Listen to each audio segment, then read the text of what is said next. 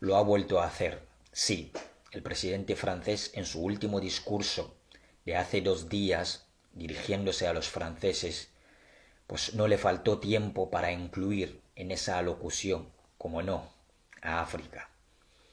Dijo querer anular la deuda de los países africanos, lo que según él les ayudaría a salir de esta crisis. Pero ¿qué hay detrás de este anuncio tan solemne y de esa dichosa deuda? Vayamos por parte. En primer lugar, el tema de la deuda es una cuestión tan compleja que no se puede frivolizar en un discurso de esta manera. Además, para que nos hagamos una idea, existen varios tipos de deudas. Puede ser de una organización internacional como el Banco Mundial hacia un Estado, también puede ser de un Estado hacia otro Estado o de una multinacional hacia un Estado.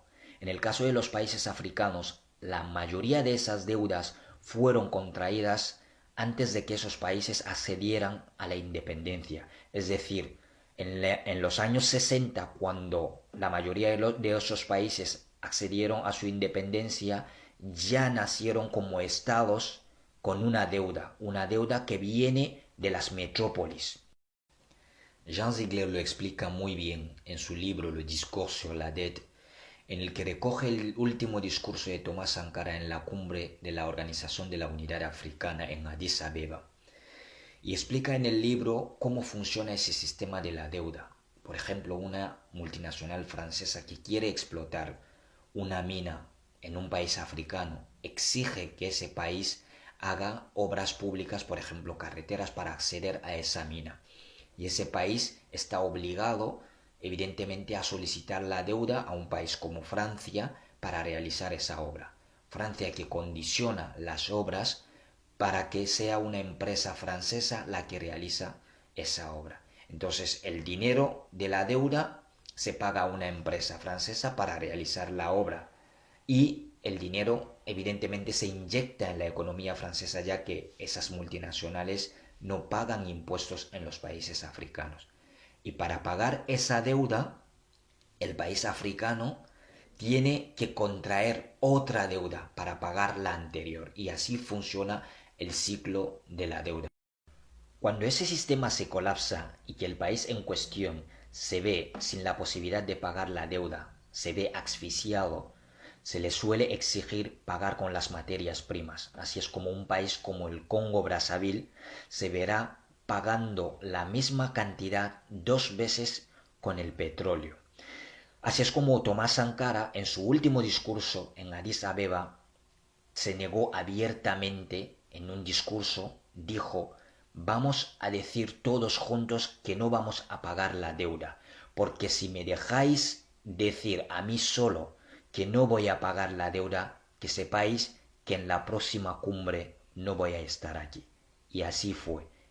Antes de la siguiente cumbre le asesinaron.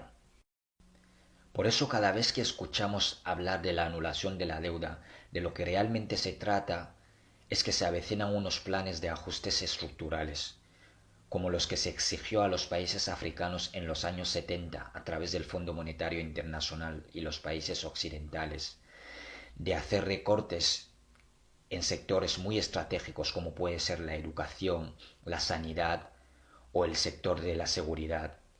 Y también se le exigió privatizar empresas públicas en beneficios de las multinacionales occidentales. Así es como se dejó a países recién independizados sin un tejido industrial fuerte. Las lecturas que se puede hacer de ese discurso oportunista de Macron es la de un presidente francés que quiere lavar su imagen ante la opinión pública africana, a la que por cierto acusó hace 4 meses de tener un sentimiento antifrancés, cuando el único sentimiento que hay es el hartazgo de la política francesa dentro del continente africano. Y por otra parte, la de dar una imagen de esa África eternamente ayudada y eternamente asistida, evidentemente con el beneplácito de las élites africanas.